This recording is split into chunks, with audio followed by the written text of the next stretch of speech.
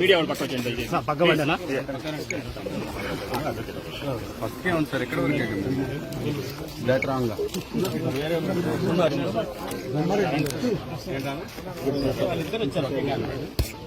అన్నా దించన్నా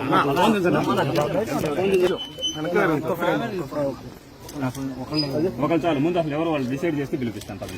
వాళ్ళు ఎవరో డిసైడ్ చేయండి, అప్పుడు పంపిస్తారు. ఒక ఒకవైపున బార్డర్లో చాలా ఉద్రిక్తమైన పరిస్థితులు ఉన్నాయి. పాకిస్తాన్కి మనకి మధ్యన యుద్ధమే జరుగుతున్నటువంటి తరుణంలో మరి ఈ కక్ష సాధింపులకు మాత్రం అంతం లేని విధంగా ఏముంటుంది నాకు అర్థం కాలే. ఈ తెలుగుదేశం పార్టీ ఆఫీసు మీద జరిగినటువంటి దాడి కేసుని వైఎస్ఆర్ కాంగ్రెస్ పార్టీ అధికారంలో ఉన్నప్పుడే కేసు రిజిస్టర్ చేయడం జరిగింది. కానీ దానిలో ఏదో చేసేస్తున్నాము అనేటువంటి ఉద్దేశంతో కేవలం చంద్రబాబు నాయుడు గారిని, లోకేష్ని సంతృప్తిపరచడం కోసం సజ్జల రామకృష్ణారెడ్డి గారిని కూడా సిఐడి ఆఫీసుకు పిలిపించి విచారణ చేశాము అనేటువంటి మెహర్బానీ కోసం ఇలాంటి కార్యక్రమాలు జరుగుతూ ఉన్నాయి. ఇది చాలా దురదృష్టకరమని మనవి చేస్తున్నాం. తెలుగుదేశం పార్టీ అధికారంలోకి వచ్చిన దగ్గర నుంచి అభివృద్ధి లేదు, సంక్షేమం లేదు. మాటల్లో మాత్రం కోటలు దాటేటటువంటి అభివృద్ధి, అమరావతి గురించి అభివృద్ధి, పోలవరం గురించి అభివృద్ధి మాటల్లో మాత్రమే కనిపిస్తున్నది. కక్ష సాధింపులు బహుశా భారతదేశానికి స్వాతంత్రం వచ్చిన తరువాత ఇంత పెద్ద ఎత్తున ఏ రాష్ట్రంలోనూ జరగనటువంటి అరెస్టులు, కేసులు పెట్టి నిర్బంధించేటటువంటి కార్యక్రమం చేస్తున్నారు.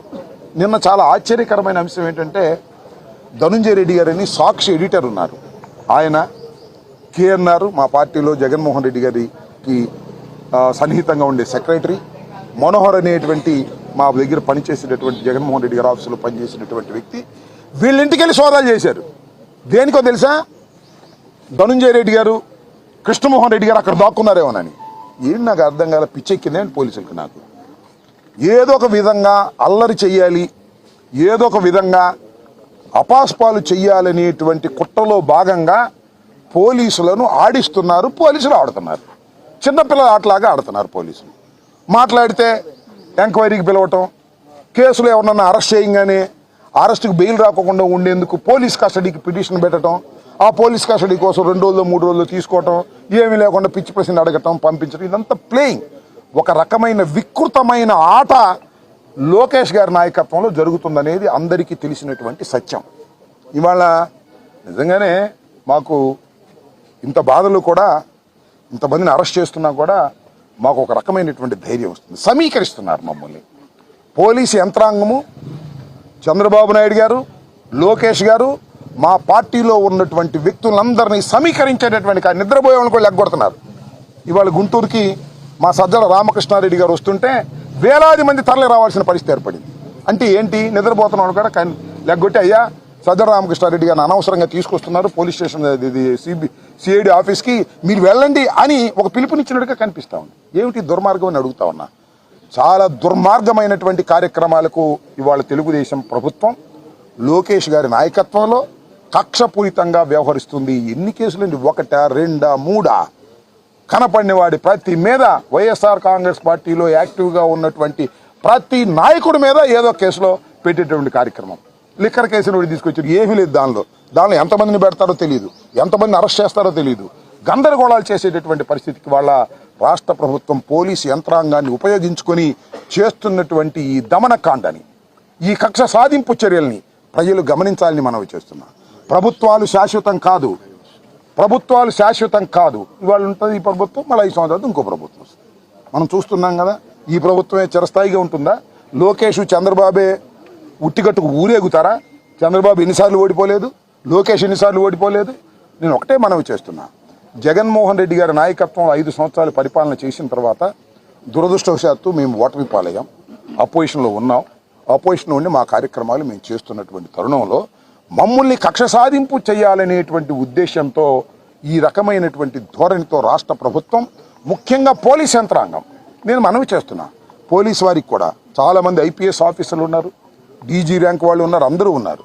మీరు ఏ లోకేష్ చెప్పాడనో ఎవరి మీద పడితే వాళ్ళ మీద కేసులు పెట్టి అనవసరంగా తీసుకువెళ్ళేటటువంటి పరిస్థితి చేయటం, డీజీ స్థాయిలో ఉన్నటువంటి వ్యక్తిని వాళ్ళ అరెస్ట్ చేసి లోపల పెట్టేటువంటి కార్యక్రమానికి ఒక దుష్ట సాంప్రదాయానికి మీరు తావిస్తున్నారు, దుష్ట సాంప్రదాయాలను మీరు సృష్టిస్తున్నారు. ఇదే సాంప్రదాయాలు వచ్చే ప్రభుత్వం కూడా పరిపాలించాలి అనేటువంటి పద్ధతుల్లో మీరు వ్యవహరిస్తున్నారు. ఇది చాలా దుర్మార్గమైనటువంటి అంశంగా నేను భావిస్తున్నాను. అంత డైవర్ట్ చేయటం, అభివృద్ధి జరగట్లేదని అడుగుతారేమోనని కేసులు, సంక్షేమం జరగట్లేదని అడుగుతారని కేసులు పెట్టడం, రోజుకు ఒక అరెస్ట్ చేయటం, రోజుకు గందరగోళం చేయటం.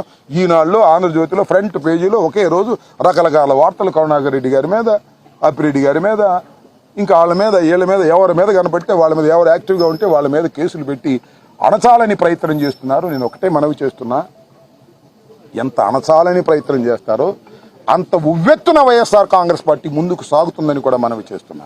నిర్బంధంలో పెట్టాలనుకుంటున్నారు, నిర్బంధాల నుంచి పోరాట పటిమతో ముందుకు వెళతామని కూడా ఈ సందర్భంగా నేను మనవి చేస్తున్నా. రాష్ట్రంలో ఉన్న వైఎస్ఆర్ కాంగ్రెస్ కార్యకర్తలందరికీ మనవి చేస్తున్నా, అధైర్యపడవలసినటువంటి అవసరం లేదు. వైఎస్ఆర్ కాంగ్రెస్ పార్టీకి లీగల్ టీమ్స్ అన్ని చోట్ల పనిచేస్తున్నాయి. ఏ చిన్న కేసు పెట్టినా వెంటనే న్యాయస్థానాలకు వెళ్ళి పోరాడేటువంటి క్రమం చేస్తున్నాం. ఇవాళ కృష్ణవేణి మరి 22 రోజుల తర్వాత ఒక మహిళని అరెస్ట్ చేసి తీసుకెళ్లారు. మళ్ళీ ఆమెను ఇన్వెస్టిగేషన్ కోసం మళ్ళీ అడిగారు. మళ్ళీ ఒక కేసు తర్వాత ఇంకొక కేసు పెట్టారు, 2-3 కేసులు పెట్టారు. ఇది కొత్త తత్వం.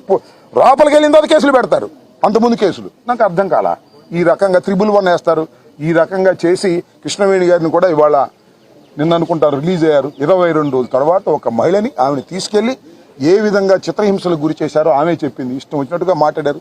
నీ మీద ఆ కేసులు పెడతాం, ఈ కేసులు పెడతాం, ఉమెన్ ట్రాఫికింగ్ కింద మీ హస్బెండ్ మీద కేసు పెడతాం అనేటువంటి పద్ధతుల్లో బెదిరించేటటువంటి ధోరణిలో పోలీసు వ్యవస్థ పనిచేస్తుంది.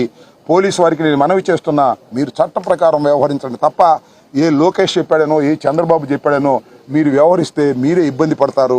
అది గుర్తుపెట్టుకోండి. రాబోయే కాలంలో ప్రభుత్వాలు శాశ్వతం కాదు. ఈ ప్రభుత్వం ఉంటుందని మాత్రం అనుకోకండి. మళ్ళా మంచి రోజులు వస్తాయి వైఎస్ఆర్ కాంగ్రెస్ పార్టీకి. అప్పుడు మేము కూడా ఇదే పద్ధతిలో వ్యవహరించాలనే ధోరణితో మీరు వ్యవహరిస్తున్నారు. చట్ట ప్రకారం వ్యవహరించండి, చట్ట ప్రకారం ముందుకు వెళ్లాల్సిందిగా నేను ఈ సందర్భంగా కోరుతున్నాను. ఇవాళ సజ్జల రామకృష్ణారెడ్డి గారిని రెండవసారి పిలవటం అనేది ఒక స్ట్రాటజీ. అంటే సజ్జల రామకృష్ణారెడ్డి గారిని కూడా మేము పిలిచామని ఊరికి నేను చెప్పుకునేది పిలుస్తున్నారు. పిలిస్తే ఏమైందయ్యా, వస్తాం, విచారణ చేస్తాం, మా న్యాయవాదులు టీం అంతా వచ్చారు, ఇంకా ధైర్యంతో ముందుకు వెళ్తాం, ధైర్యంగా పోరాడతామని కూడా ఈ సందర్భంగా నేను చెప్పదలుచుకున్నాను.